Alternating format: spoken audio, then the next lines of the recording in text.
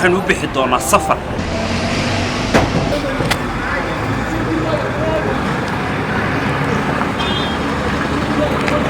bismillaahi raxmaani raxiim. waxaan noo bilaabmay safarkeennii aynu ugu gelaynay wax soo saarka kambaniga Agritech. gaariga waxaa noo wada cali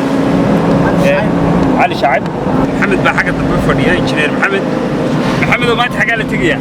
maanta waxaynu tegaynaa allay baday waxaynu soo indhaynaynaa waxaynu soo eegaynaa waxqabadka beeralayda allay baday oo ay la shaqeeyeen ama ay ka kabeen xagga wax soo saarka beeraha kambaniga Agritech Somaliland.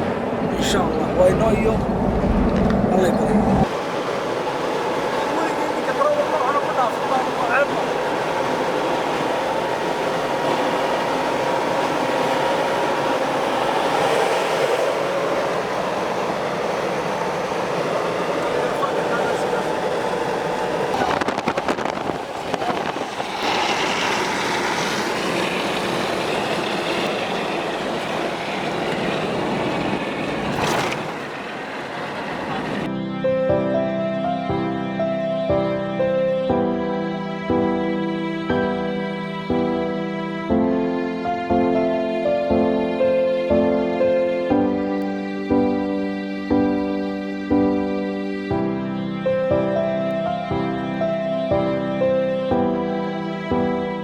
halkan aynu ku sugannahay waxa weeye allay baday beertii maxamed cabdirashiid waxaanu hirgelinay oo ka hirgelinay halkan wax soo saar aad u badan.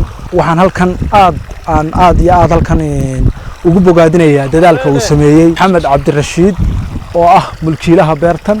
ayaan aad ugu bogaadinayaa dadaalka badan iyo niyadda badan ee wanaagsan ee uu hayay wax soo saarka beeraha.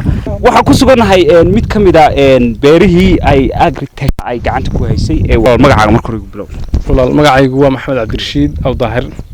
maxamed oo bal waxaad ka warantaa beeraley baad ahayd reer allay baday baad ahayd bal qaabkan ay Agritech beeraha gacanta ugu hayso ee casriga muxuu kaga duwan yahay qaabka.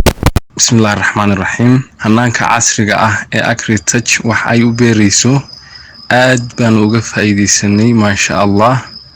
waa dhalinyaro aad u dadaalaysa oo aad u firfircoon wax soo saarka wadankana meel gaadhsiin kara. Agritech waa shirkad meel fiican soo gaadhsiin karaysa wax soo saarka wadanka maasha Allah. bulshada reer Somaliland waxa aan kula talinaynaa in ay ka faa'iideystaan habka casriga ah ee ay Agritech wax u beerayso oo faa'iido weyn u leh beeralayda wax badanna ka anfacaya. annaguna waxa aanu sii xoojin doonaa insha Allah hadduu Ilaahay idmo wax soo saarka beeraha oo aanu labalaabi doono wax badanna aanu kala tashan doono shirkadda Agritech.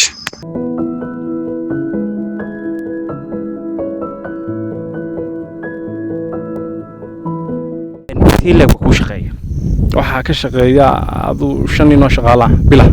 Agritech meeshanay beertay sida aad ka arki doontaan waa dhul oomana ah iyadoo laga faa'iideysanayo aqoontii dhalinyarada iyo tiknoolajiyada ayaa waxa la beeray dhul aad baaxadiisu u weyn yahay.